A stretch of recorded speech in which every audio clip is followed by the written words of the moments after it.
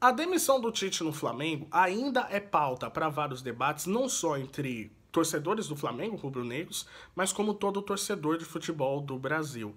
E indo na esteira desse pensamento, você pensando, o melhor técnico brasileiro dos últimos anos, aqueles que teve os melhores resultados, tendo um super elenco na mão, como é do Flamengo, não conseguiu dar liga, não conseguiu ganhar um título de expressão e pior, jogou muito abaixo daquilo que poderia, a gente já pode decretar que o técnico brasileiro, em geral, está ultrapassado de vez. E o que levou a ele ser rotulado dessa forma, mundo afora? Porque não é só o Brasil que considera o técnico em si como ultrapassado, mas mundo afora. E é isso que a gente vai dizer aqui nesse vídeo. E para avisar você que esse vídeo vai ser repartido em 3 partes, tá? A visão brasileira, ou seja, o momento dos técnicos brasileiros atuando no Brasil e comparado aos estrangeiros. A versão europeia, ou seja, como os europeus observam os treinadores brasileiros e por que eles não têm mercado lá fora. E o porquê que levou a esse consentimento geral. Ou seja, o que os técnicos brasileiros fizeram ao longo do tempo que os deixaram de ser visados como poderiam ser antigamente. Então, são essas 3 partes que esse vídeo vai ser mostrado.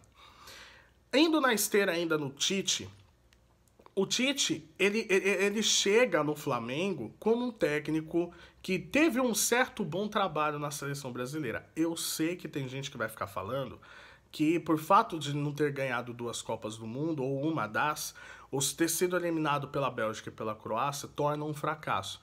Quando você pega o desempenho da seleção brasileira, os números mostram o contrário. Por mais que a seleção não encantava, o Tite entregava resultados. E ele chegou na seleção brasileira tendo um aval de um ótimo trabalho de 2015 no Corinthians. Ele sai do Corinthians, ele assume a seleção brasileira. Então, com toda essa bagagem, o Tite ele tinha sim por obrigação fazer o Flamengo jogar mais. Por quê? Porque ele é um técnico que já mostrou ao longo da sua trajetória que ele consegue sim alternar os seus momentos de jogo e até mudar radicalmente. Como a postura do Corinthians de 2012 comparado ao Corinthians de 2015 são completamente diferentes. O Corinthians de 2012 ele era uma defesa muito sólida, formada num 4-4-2, que ele ganha a Libertadores com base na sua defesa montada para o ataque. Ou seja, primeiro a defesa para depois o ataque. O Corinthians de 2015 já é um Tite diferente, é um Tite com ideias mais modernas, digamos assim, e ele coloca um futebol bonito, um futebol de toque de bola, futebol para frente que fez o torcedor corintiano considerar aquele time melhor, inclusive, que o time que ganhou a Libertadores. Era um time mais prazeroso de se jogar. E o Tite, ele é a cara e o momento certo para poder trazer mais experiência ainda para um Flamengo que teve alternâncias de técnicos gigantescas durante esse período pós-Jorge Jesus. Ele não consegue dar resultado. Pelo contrário, ele traz mais do mesmo, ele não tem alternâncias táticas, ele não tem alternativas à lesão do Pedro e fica claro que ele jogava em função do Pedro. E isso faz com que a gente reflita o porquê que o futebol, o porquê que os técnicos brasileiros em si, eles não estão indo para frente.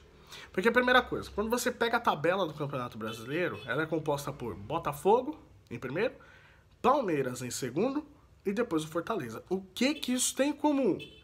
Os 3 são treinados por treinadores estrangeiros. E aqui eu vou dar uma pausa porque eu sei que tem gente que vai ficar falando que, mas teve muito técnico estrangeiro aqui que foi demitido, como por exemplo Paulo Souza, como por exemplo Sampaoli. Isso é verdade, mas quando você pega desde o final de 2018, do início de 2019, e quando você vê que essa crescente de técnicos estrangeiros começa a dar muito resultado no Brasil, no longo prazo são eles que conseguem ganhar. São eles que mudam o jeito da gente enxergar futebol. E isso tem um grande efeito. O efeito que se inicia lá em 2019 com o técnico Jorge Sampaoli sendo assumido no Santos. O Sampaoli, ele herda um time mais ou menos desfalcado já daquele que o Jair Ventura tinha, com menos peças, com menos recursos, ele consegue fazer um Santos jogar para frente.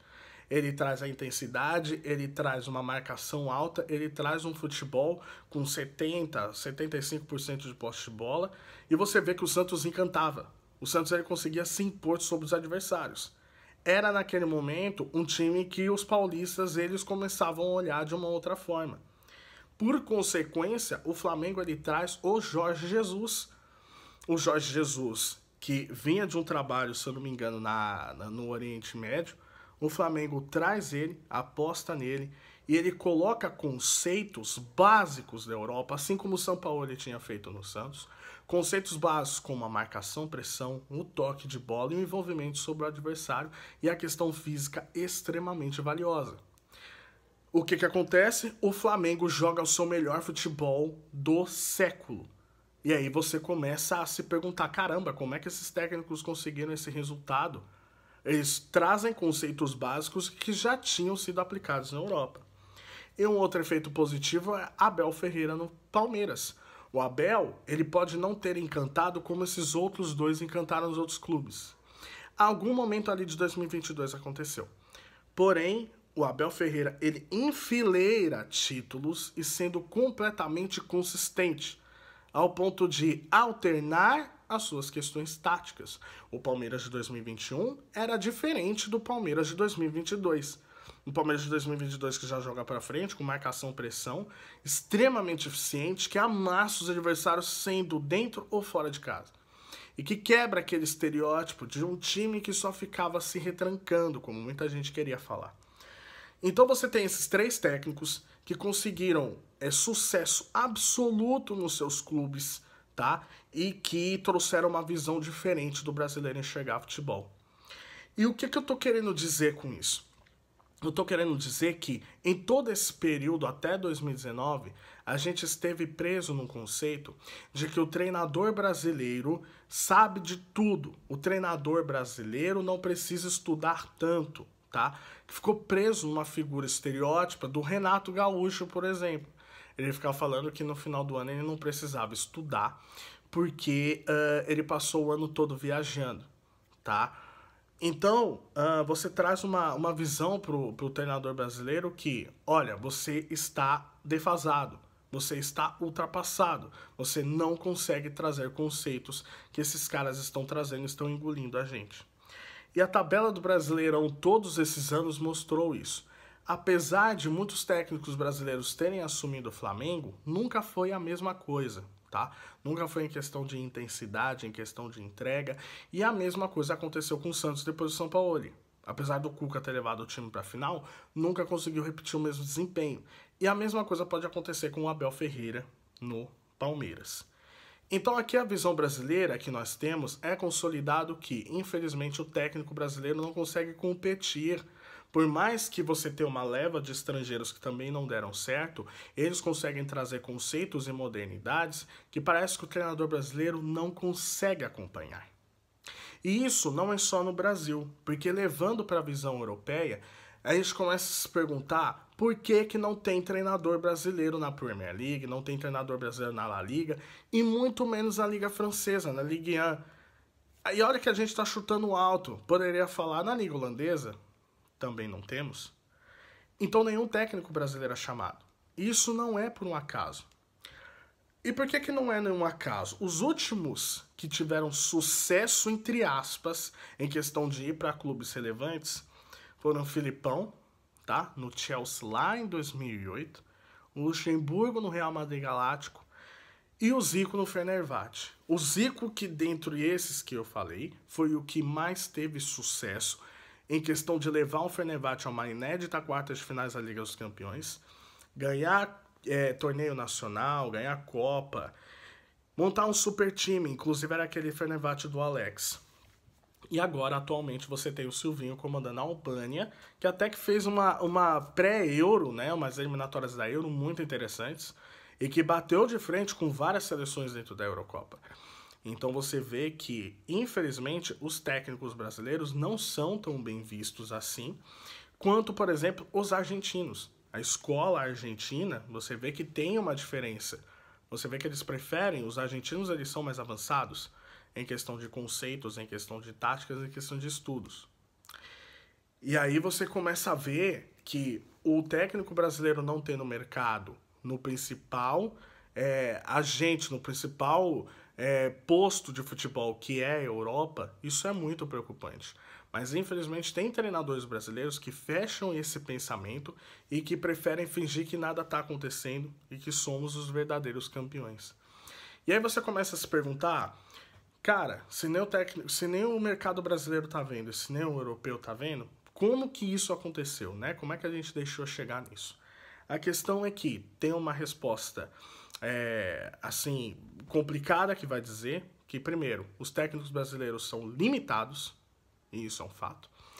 Outro fato é que os técnicos brasileiros, eles se baseiam muito no individual dos jogadores, e isso ainda acontece. Por quê? Porque ao longo do tempo, o jogador brasileiro sempre foi muito habilidoso. E isso é a característica da escola de futebol do Brasil. Um jogador muito habilidoso que consegue resolver problemas, ou seja, de marcação, através do drible, através do chamado futebol arte. E o técnico brasileiro, ele comprava muito essa ideia.